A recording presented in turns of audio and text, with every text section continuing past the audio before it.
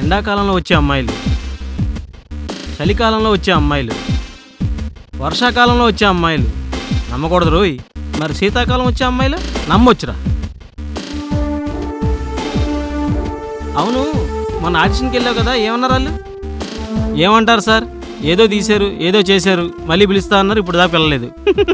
కరెక్టే, వాళ్ళకి కూడా మంచి ఆడిషన్ దొరకాలి కదా. ఏమయ్యిందా మీకు ఇంకా అర్థం కాలేదా? నువ్వు ప్రేమించడానికి ఒకరు కావాలి, పెళ్లి చేసుకోవడానికి ఒకరు కావాలి, ఆఖరికి నిజం డాడీ. ఇంటికి ఏమైంది మమ్మీ? ఏమవలేదురా, ఇది మంచి విషయమే కదా. కాకపోతే మీ మావయ్యే దాన్ని సీరియస్గా చెప్పారు అంతే. భయపడి సచ్చాం మేము. మీ ఇద్దరు లవ్ చేసుకుంటున్నారంటగా? అవునమ్మా, నువ్వంటే నాకు ప్రాణం ప్రియ. మరి నేను మరి నేను మరి నేను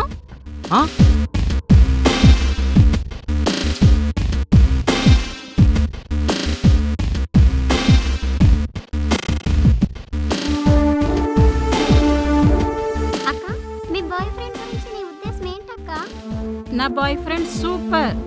నాకు చాక్లెట్లు కొనిస్తాడు, చాలా గిఫ్ట్లు ఇస్తాడు, ఇంకా రెస్టారెంట్లో ఫుడ్ తినిపిస్తాడు, బైక్ మీద ఊరంతా తిప్పుతాడు, చాలా కేరింగ్గా చూసుకుంటాడు. మరి పెళ్ళి ఎప్పుడు చేసుకుంటారక్క? పెళ్ళి మా డాడీ చూసిన వాడినే చేసుకుంటా. నా మాట విన్నావు అనుకో, గొప్పడు అయిపోతావు నువ్వు. ఏ భీమరావు, నీ గురించి నీ పిల్లానికి మొత్తం లీక్ చేసిన అంటే ఎవరు చెప్పాడు రా? నేనే.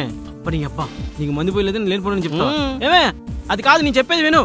సచ్చాడు నా కొడుకు. ఆ బాటిల్ నాది, ఆ బాటిల్ నాది. 1000 రూపాయలు అమ్మంటే ఇవ్వలేదాడు. ఈ బాటిల్ నాది. అయితే ఓకే, చియర్స్.